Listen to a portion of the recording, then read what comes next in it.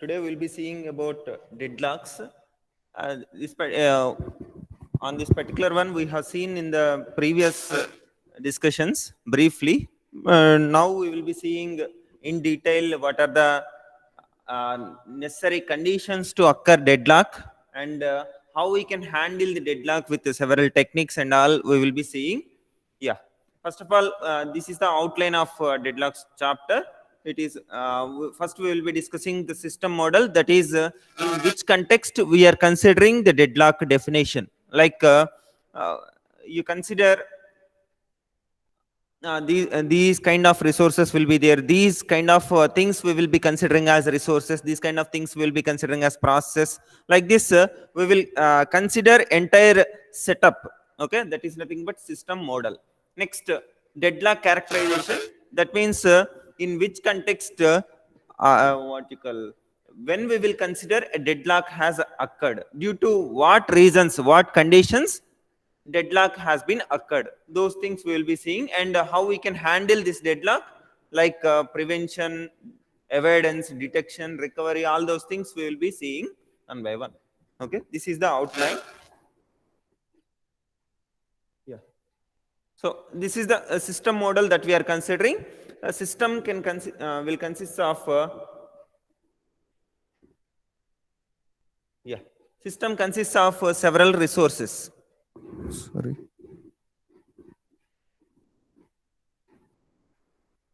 Yeah, system consists of several resources.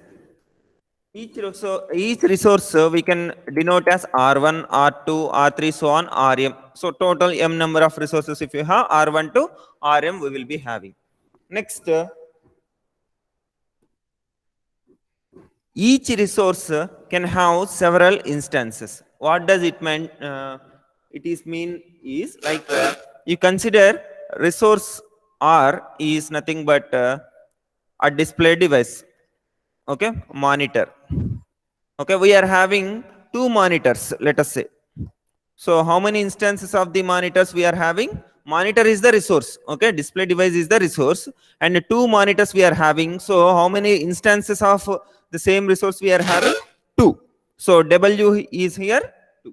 Similarly, Ri has Wi instances, in the sense the resource of type I are having R of Wi instances. In the sense, let us say instead of display, just you consider printer. We are having 5 printers which are connected in our network. So how many instances of the printer we are having? 5, which is nothing but W. Okay. Suppose this type of resource is 1, type of resource is 2 here. Then W1 will be 5, W2 will be 2. Like this, we will be having several instances for the same resource. Okay. And what can be the resources? As we have seen here some examples, one is a printer, another one is a display, right? Similarly, we can have several resources, like CPU cycles can be a resource. That means CPU itself can be considered as a resource. Next, memory can be considered as the resource, like CPU registers or some RAM space. These things we can consider as resource. Next, IO devices. Of course, we have seen what we have seen, like printers, display device. These are IO devices, right? So these all can be considered as resources. Okay. In addition to these resources, which we feel like a CPU is a resource, memory is a resource, IO device as a resource. In addition to that, whatever the locks which we have seen, like mutex lock. Okay, mutex lock we have seen, right? What is meant by mutex? Yes, please respond orally. I could not see the chart. Please respond orally. What is meant by mutex?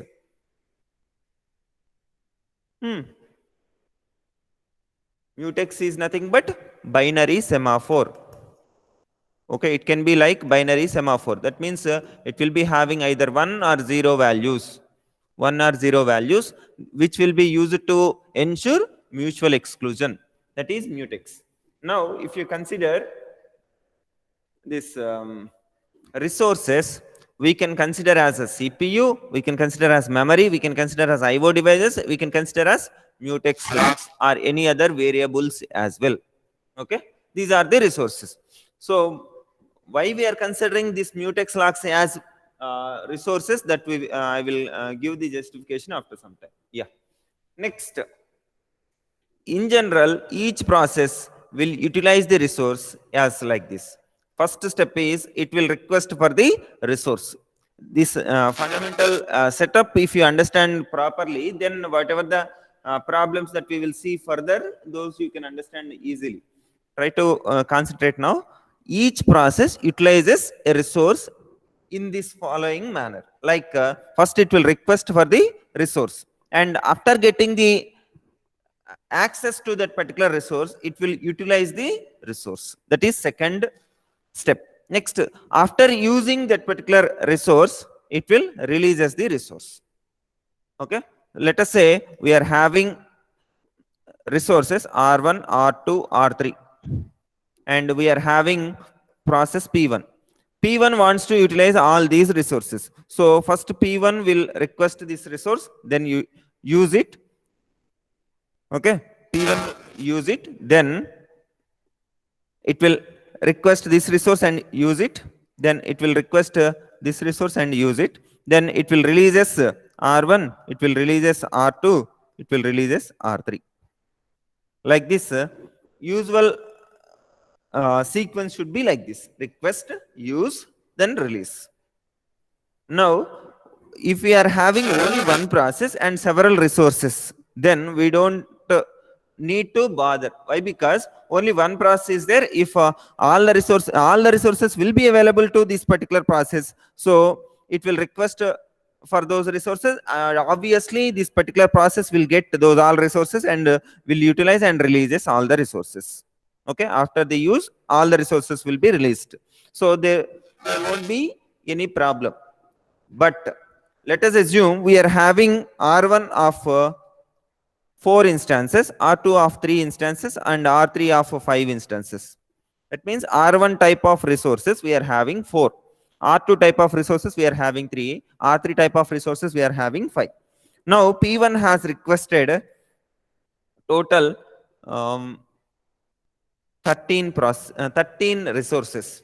Okay. Out of those, 4 can be of one type, 5 can be of another type, 4 can be of another type. Okay. Can we able to satisfy this particular requirement? We are having total itself 4, 3, 5, but P1 has requested 4, 5, 3, which is not at all feasible. Then these kind of resources straight away we can reject it. Okay, these kind of process request can be rejected straight away. But if a process requests like this 3, 2, 3, okay, 3 instances of R1, 2 instances of R2, 3 instances of R3, then these all are less than or equal to the total number of resources, isn't it?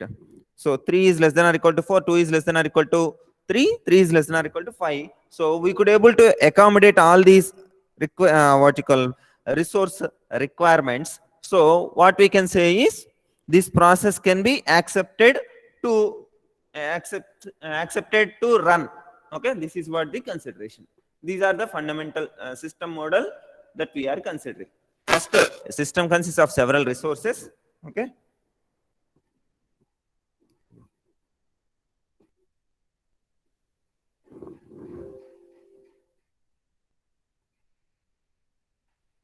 Yeah.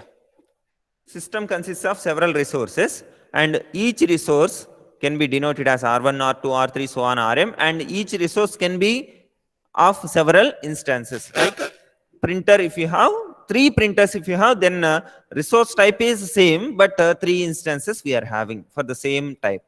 Like that we can consider. Next, each process will execute these 3 steps one by one. Like first it will request for the resource. After getting the resource, it will use that resource. After that, it will release as the resource. This is the basic system model that we are considering.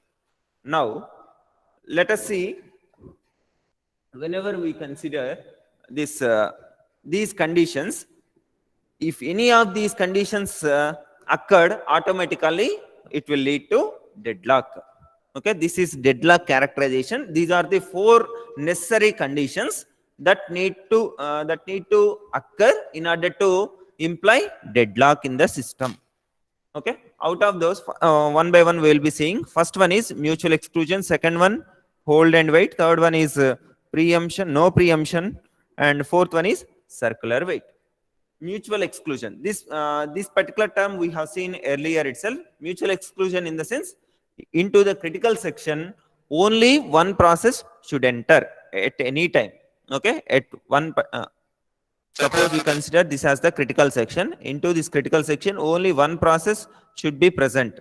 Okay, so in order to enter second process into critical section, it has to come out, then only second process could able to enter into critical section. Okay, so this is called mutual exclusion. Okay, due to this is one of the conditions to which will lead to deadlock. Due to this, why it will lead to deadlock, we will be seeing now. Try to understand. Mutual exclusion, you know already. Into the critical section we will be into the critical section we will be allowing only one process at a time. Okay, whatever the critical section operations that we are having, those can be considered as utilizing a resource. Let us say we are having a printer as the resource. This is a printer as a resource. Okay, using this printer is critical section, isn't it? Why? Because more than one process cannot print at a time. Okay, we are having only one printer, and printing a job is nothing but our instructions. Now, can we print more than one what you call document at the same time? No. So it is the requirement of mutual exclusion. Okay, let us assume we are having a resource called a printer, and we are not allowing more than one process to utilize this particular resource. Then it will lead to waiting. It will lead to waiting. Okay, another process also wants to print. Okay, one process is already printing here, another process has come, so it is being waiting. Next, another process has come, again it also wants to print the document, then it also has to wait. Okay, and this particular waiting can be what you call completed whenever printer is available, so it will enter. But while printing the second what you call second process or second document, it needs some other thing which is depending on this particular process completion. If it has completed, then it could able to do something, then it will lead to deadlock. Okay, this is the reason for deadlock by using this mutual exclusion. Okay, just to due to the condition that only one process can utilize the what you call resource at the same time, then it is the condition of mutual exclusion. Due to this mutual exclusion, there can be several process which will be waiting for each other, then automatically it will lead to deadlock. Okay, this is mutual exclusion. Next, this can be what you call clarified by using second condition, which is relevant condition. Like you consider hold and wait. Hold and wait in the sense, we are having two processes, let us say P1, P2. This is interesting. P1 and P2. We are having two resources as well, R1 and R2. Okay, P1 and P2 are the process, and R1 and R2 are the resources. Now, P1 has requested R1 and it has held by R1. Let us assume P1 holds R1. Next, P2 has requested R2 and P2 holds R2. Now, in order to finish process 1, okay, in order to complete P1, what P1 needs is, in addition to R1, it needs access to R2 as well. Okay, similarly, in order to complete P2, it needs access to R1 as well. Okay, now, whenever we consider like this, when P1 holds this R1, okay, R1 is with P1 now, R2 is with P2. Now, in order to complete P1, what we require? R2. That is held by P2. P1 in order to complete, in order to complete P2, we require R1, but that is held by P1. Whenever R1 releases, okay, R1 is released by P1, automatically P2 is able to complete. But when R1 will be released, whenever P1 gets R2, then it will complete its task and it will release R1 and R2 both. But P2 is held by R2 is held by P2 and R1 is held by P1, and P1 is waiting for R2, which is held by P2. Next, P2 is waiting for R1, which is held by P1. So it leads to deadlock. This is a second condition for deadlock, that is hold and wait. A process holding at least one resource, like P1 is holding R1, P2 is holding R2, and waiting to acquire additional resources held by other process, then this particular situation we call it as deadlock.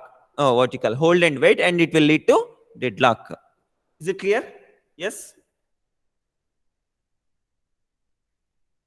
Yes, please respond, ma.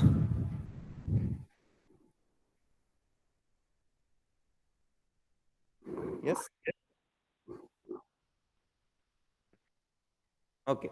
Next, third condition for deadlock is no preemption. The name itself indicating that no preemption, in the sense while executing, let us say we are having a list of instructions to execute in the process. Yeah, these are the instructions to execute. Now, after executing several instructions, it can stop its execution.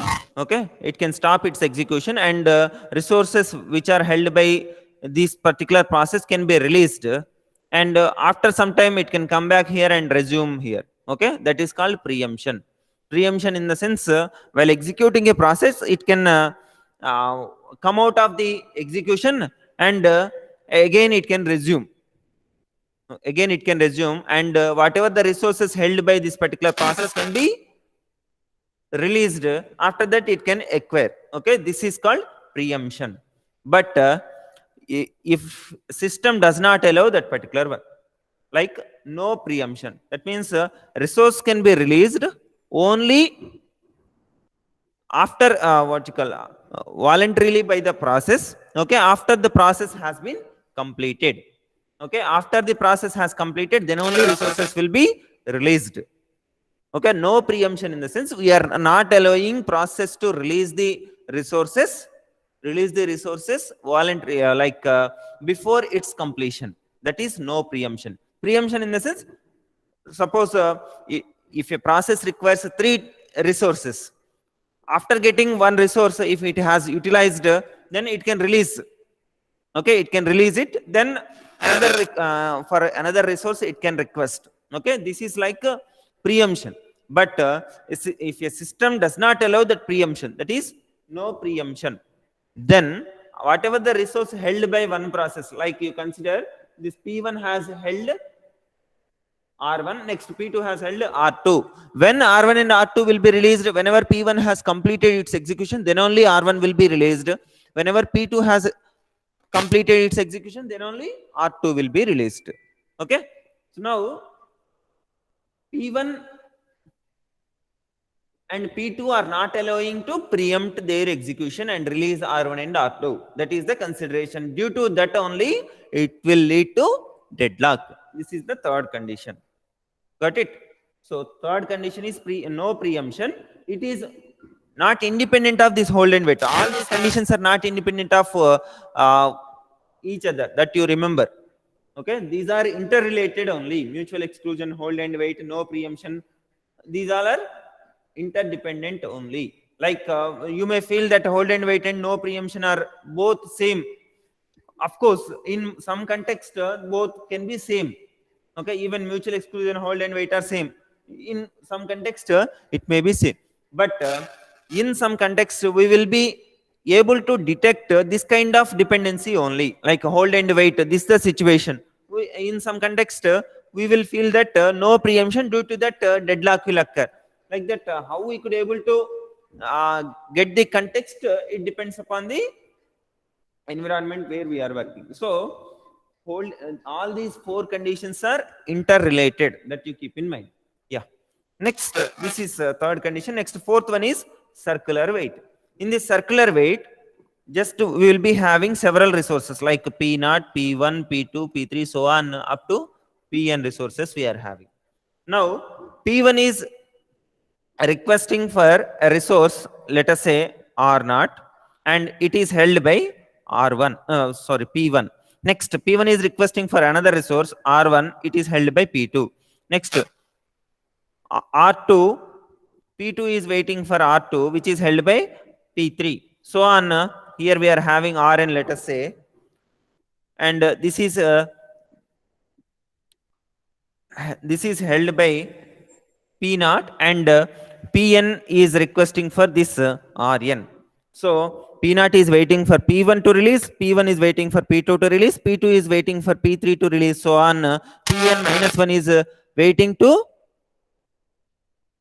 release from Pn, resource release from Pn, and Pn is again waiting for P0 to release. Okay, so it is like circular waiting. Due to this, what happened? P0, P1, P2, P3, so on, Pn process keep on waiting. Those will not execute, those could not able to complete their task, and will be waiting forever. Why? Because it is like a chain. Okay, it will not complete it all, and no process could able to complete its execution. This is called circular wait. Okay, try to understand here. There exists a P0 to Pn process of waiting process, such that P0 is waiting for a resource that is held by P1. Okay, P0 is waiting for a resource held by P1.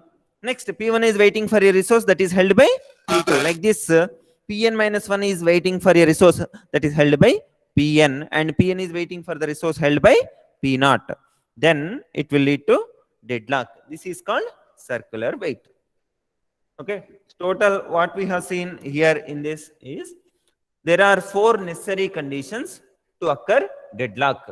One is mutual exclusion, second one is hold and wait, third one is no preemption, fourth one is circular wait. Mutual exclusion is nothing but only one process at a time can utilize the resource.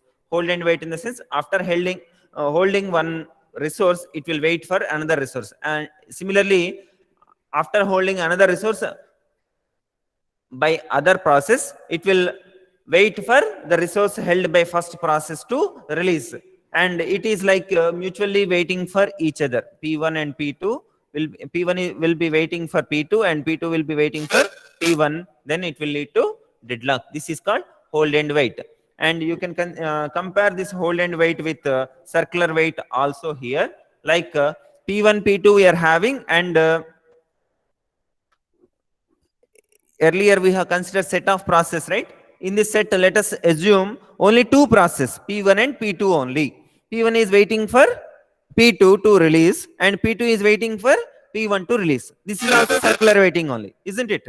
So hold and wait is more or less relevant to circular wait. Next, consider no preemption in the sense, if P1 holds one resource R1 and P2 holds another resource R2, and P1 could able to release R1 whenever it gets R2. That means whenever it has completed entire execution, then only P1 will release R1. So releasing R1 prior to completion is not allowed. That is nothing but no preemption.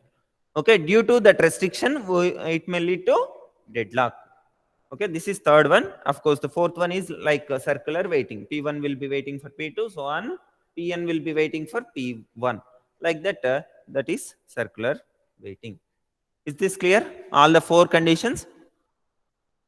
Yes? Yes, please respond orally, ma.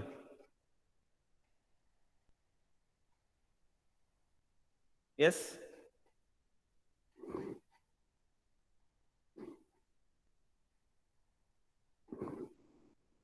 Okay. Next, we will see this one with respect to one graph called resource allocation graph, which is very, very important concept in GATE point of view as well. Resource allocation graph, in short we can say it as RAG, resource allocation graph. Although it is very simple, just representing like that will give some idea whether deadlock has present or not. Okay, deadlock is present or not. Okay, as you know that graph consists of two things. One is vertex set, another one is edge set. Okay, graph consists of vertex set, edge set. These are the two things that we will be having in graph. Now, what are the vertices in resource allocation graph? In RAG, what are the vertices? We will be having vertex set as one process, list of process like P1, P2, P3, how many number of process we have, those all will be vertices. And other set of vertices will be resources, like we can have R1, R2, R3, so on, R m number of resources. So these all can be considered as vertices. Now, if we are having n process and m resources, how many vertices we will be having in the graph? In the resource allocation graph, how many vertices we will be having?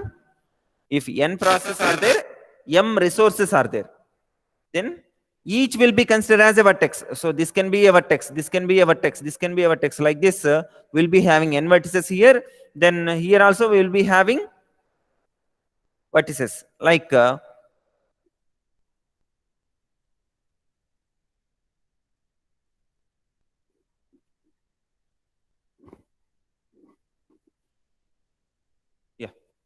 So now here also we can have,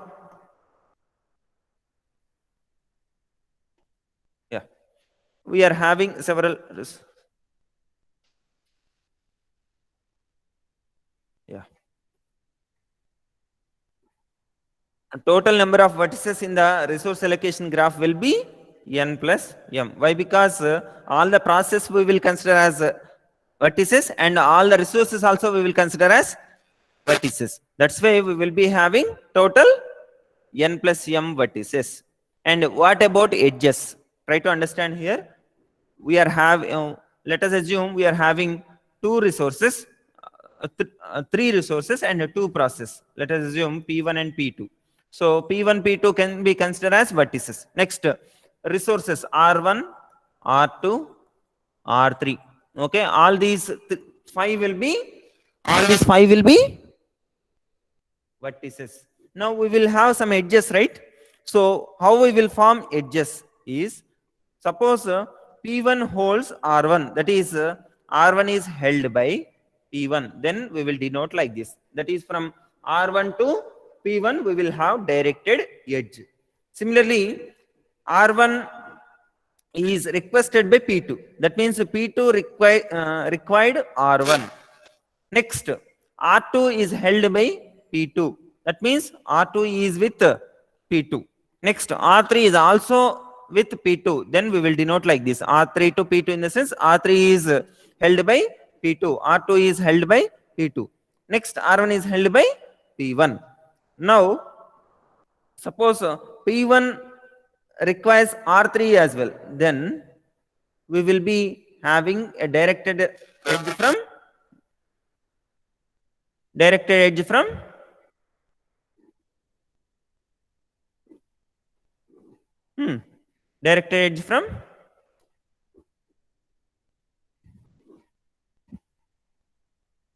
P1 to R3.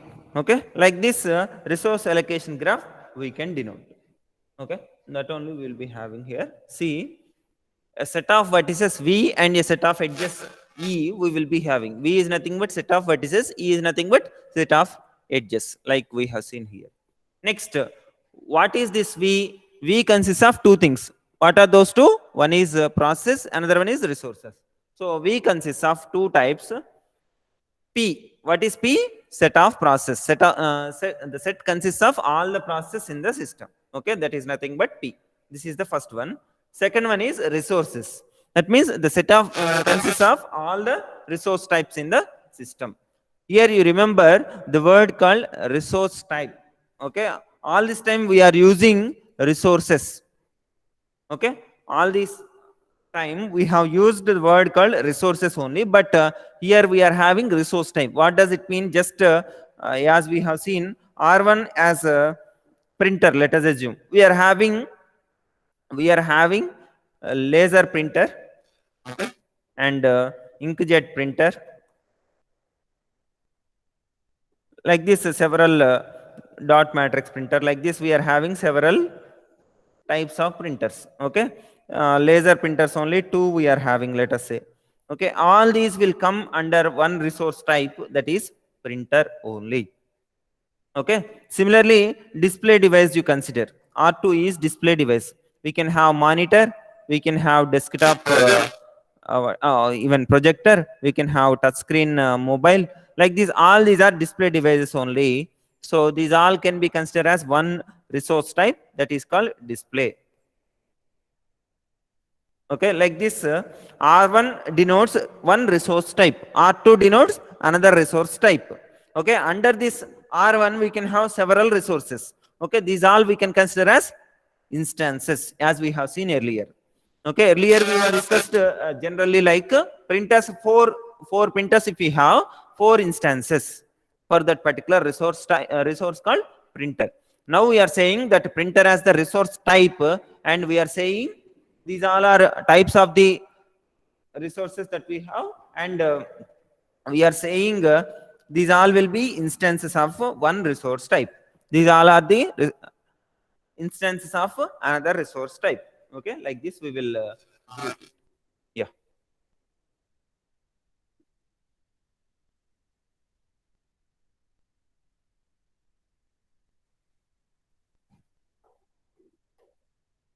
Yeah.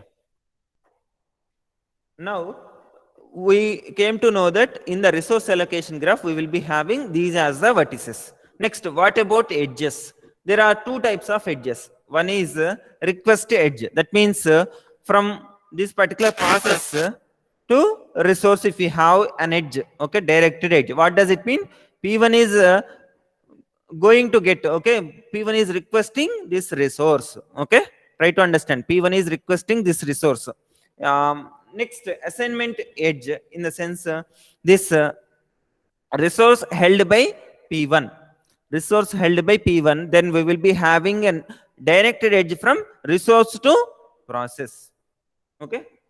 These are the two types of edges that we will be having. One is from process to resource, another one is resource to process, okay. These are the two types of edges that we can have in resource allocation graph. Now let us consider,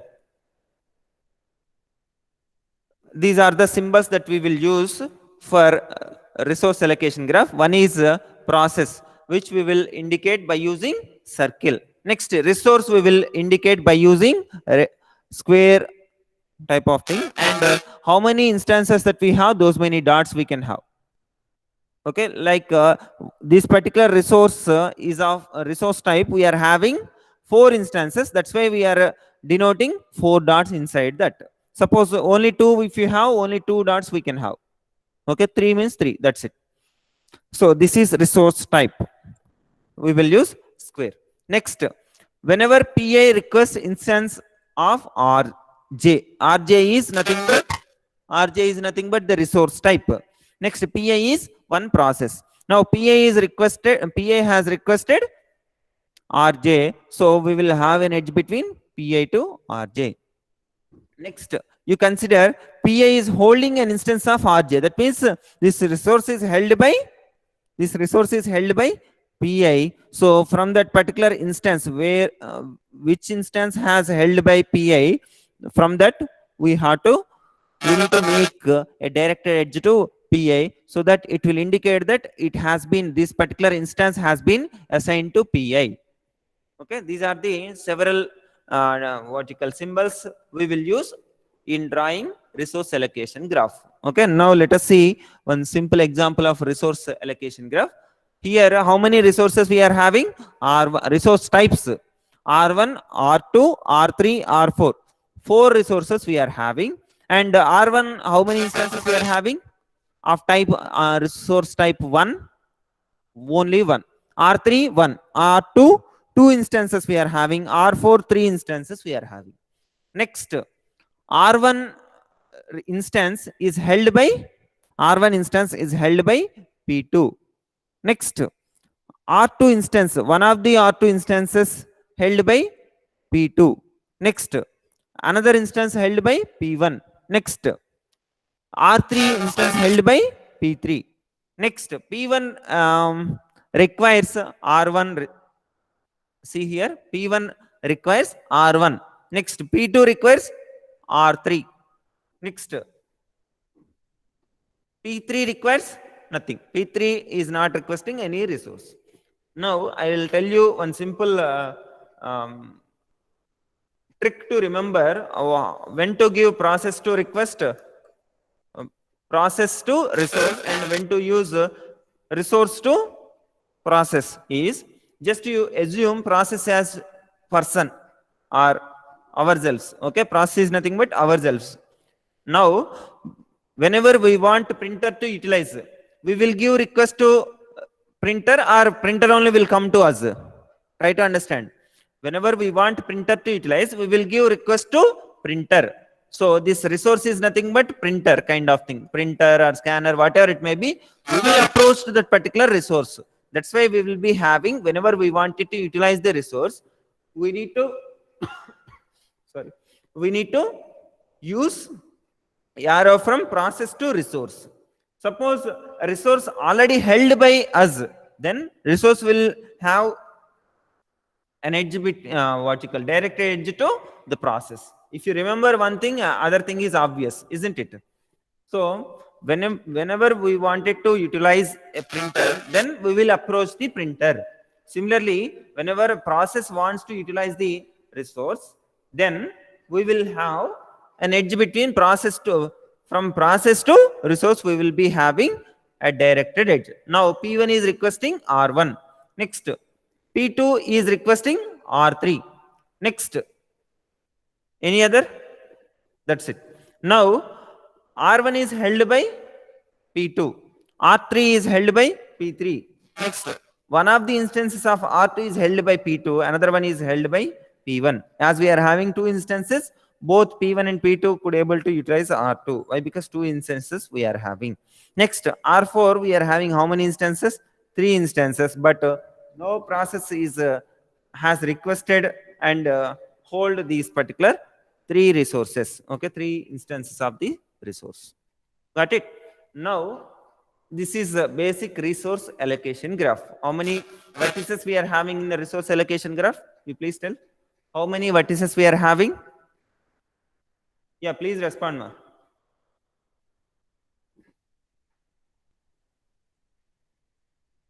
How many vertices we are having in this graph?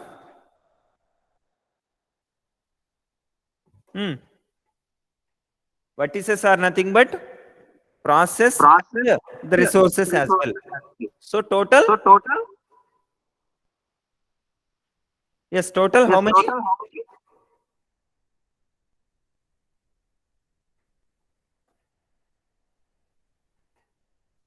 Sorry.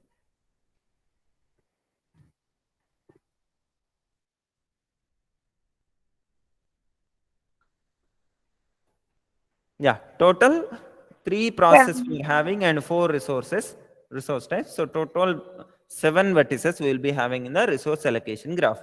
Next, edges depends upon the request and holdings. We will be having edges. We cannot say directly these many edges only we will be having. But if the context is given like P1 has hold R1 and R2 and P2 has requested R3 and R4, like this, if you give some context, then we could able to say how many edges will be there. But in general, we cannot say how many edges directly. If you give all the context, then only we could able to say. Yeah. Next, now we will see another example of resource allocation graph. See here, how many resources we are having? Resource types are 4, R1, R2, R3, R4, and R1, R3 are of only one instance. R2 is of 2 instances, R4 of 3 instances. Now, P1, with P1, what are the resources that we have? Please tell me. With P1, what are the resources we have? Yes? With P1, we are having a resource called R2. Why? Because from R2 to P1, we are having an edge, directed edge. Next, with P2, With P2, we are having two resources. One is R1, another one is R2. So R1 and R2. Next, with P3, what we have? With P3, we are having R3. That's it. Now, let us assume this is the waiting list we will denote here. P1 is requesting for R1.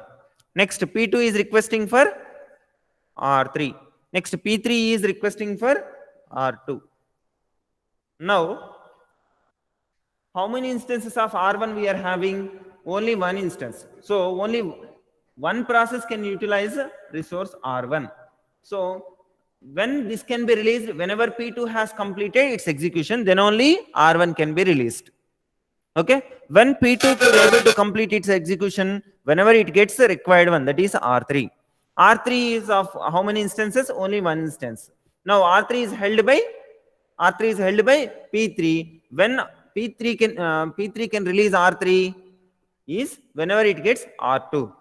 So R2 is of two instances, and two instances are being held by P1 and P2 respectively. Then when P3 could able to complete its execution is whenever it gets R2. But here P3 is waiting for R2. R2 held by P1 and P2. So indirectly P3 is waiting for P1 and P2. And P2 is waiting for P3, isn't it? Now P3 is waiting for P1 and P2. Okay, P1 and P2. And P2 is waiting for P3. And P1 is waiting for P2. So no process could able to progress. No process could able to complete its execution and releases the resources held by it. So it is nothing but the situation called deadlock. Okay, due to what condition? We are having four conditions, right? Mutual exclusion. Second one is hold and wait. Third one is no preemption. Fourth one is circular wait. So due to which condition we are getting deadlock here in this example? Mutual exclusion, in the sense if a resource is being held, utilized by one process. Let us say R1 is held by P2. No other process could able to utilize R1. So mutual exclusion is one of the reasons. Yes or no? Next, second one is hold and wait. P1 is holding a resource R2 and requesting for R1. So it is waiting for R1. Next, P2 is holding R1 and R2 and waiting for R3. Similarly, P3 is holding R3 and waiting for R2. So hold and wait also exist. Next, consider while executing P2, will it be able to release R1 and R2 without its completion? No. That means no preemption also exists. Next, you consider here P2, P3. P2 is waiting for P3 and P3 is waiting for P2. So it is like a circular wait. Okay? So four conditions exist in this particular example. Clear? So deadlock will occur. Even if one condition holds, then deadlock will be there. But in general, these all are interrelated. So we can observe other conditions also if we find one thing, and which is leading to deadlock. Yeah. Is it clear? Any doubts so far? Yes? Yes, any doubts, ma? No, sir. Okay. Next, one more example we will see. Here you see, we are having two resources. Two are of each are having two instances. Now, P1, P2, P3, P4, four process we are having. So total, how many vertices will be having? 6 vertices in the resource allocation graph. And P1 is holding the resource R2, and P2 is holding the resource R1. P3 is holding the resource R1. Two instances we are having. P3 holds one. Next, P4 holds one instance of R2. Now, P1 is waiting for R1 and P2 is waiting for R2. Okay, this we can say. Are we having circular waiting? Yes. But in this particular one, there is no deadlock. Why? Because P2 requires only one resource, and the P2 has got whatever the resource it wants. So P2 could able to complete its execution, and uh, it will release the resource R1. This will be released. Whenever it has released, that can be held by P1. Then already P1 require what you call has got R2, and P1 has got now R1 as well. So P1 also could able to complete its execution. Then automatically whatever the resource held by P1, these will be released. So R1 and R2 instances will be released. Then P3 could able to get this instance and complete its execution. Okay, like this we could able to finish all the process execution. Like we can give the ordering of the process to execute. Like P2 first can execute, next P1 could complete its execution, next P3, then P4. Okay, this is one of the sequences in which order we could able to complete all the process execution without any deadlock. Okay, this is one sequence. Another sequence can be considered as like P4 directly we could able to complete. Why? Because P4 required only one resource that is held by P4 itself already. So P4 directly we could able to complete, and even P2 also we can complete independently. Then P1, then P2. Okay, otherwise you can consider another sequence like P2, P4, P1. Sorry, P. This is what P. Yeah, this is P3. Yeah, P1, P3. Okay, like this other sequences also possible. At least one order is exist, then we can say it is deadlock free. Okay, in one particular order if you execute, if there is no deadlock occurred, then it is sufficient to claim that whatever the process and resources that we have and request sequence that we have, that is safe. Okay, this is about deadlock and what are the so far we have seen like what are the conditions which will lead to deadlock, and then resource allocation graph consists of vertices and edges. Vertices are nothing but process and resources. Edges are nothing but two types of edges: request type and assignment type.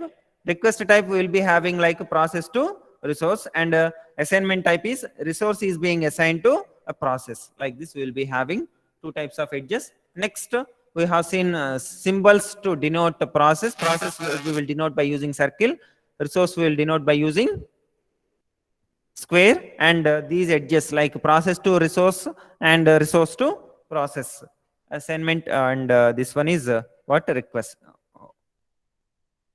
Next this is an example for resource allocation graph which we have seen. Next this is an example where we will be getting the deadlock by using this resource allocation graph. We could able to analyze that. We will see in the next class. Next this particular example will tell there is no deadlock in this particular assignment and what you call requesting as well. Okay, if you have any doubt you can ask.